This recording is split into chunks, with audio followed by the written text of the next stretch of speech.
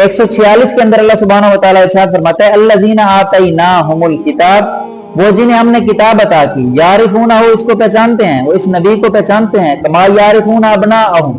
वो इस नबी को ऐसे पहचानते हैं जैसे वो अपने बेटों को पहचानते हैं। व इन्ना, और बेशक, फरीकम मिनहुम, उनमें से एक गिरोह, ला यक्तुमूनल हक्का, हक को छुपाता है, वहुम यालमून, जानबूझ कर, उनमें से एक गिरोह हक को जानबूझ कर छुपाता है। अब मुराद यह है कि गुज़िश्ता आसमानी किताबों में हुज़ूर अलैहिस्सलातु वस्सलाम के औसाफ ऐसे वाज़ेह और साफ बयान किए गए हैं जिनसे उलमाए अहले किताब, यानी जो अहले किताब के उलमा थे, उन्होंने हुज़ूर के खातमुल अंबिया, आखिरी नबी होने में कोई शक व शुबा ही नहीं किया, और हुज़ूर के इस मनसब आली को कामिल यकीन के साथ जानते हैं। यहूदी उलमा में से एक हजरत अब्दुल्लाह बिन सलाम रज़ियल्लाहु ताला अन्हु हैं। जब आपने इस्लाम कबूल किया तो हजरत उमर फारूक रज़ियल्लाहु ताला अन्हु ने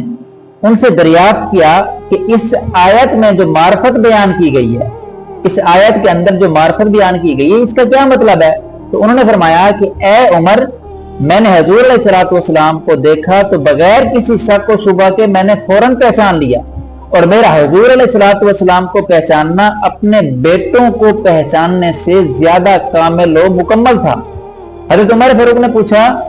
वो कैसे? उन्हें कहा कि सैयदुल मुरसलीन के औसाफ तो हमारी किताब तौरात में अल्लाह ने तौरात के अंदर बयान फरमा दिए हैं, जबकि बेटे को समझना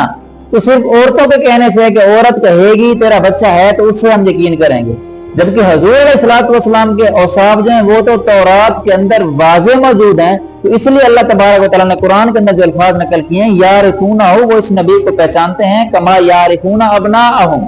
जैसा कि वो अपने बेटों को पहचानते थे। तो अब्दुल्लाह बिन सलाम तो ये फरमा रहे हैं कि बेटे को समझाना फिर भी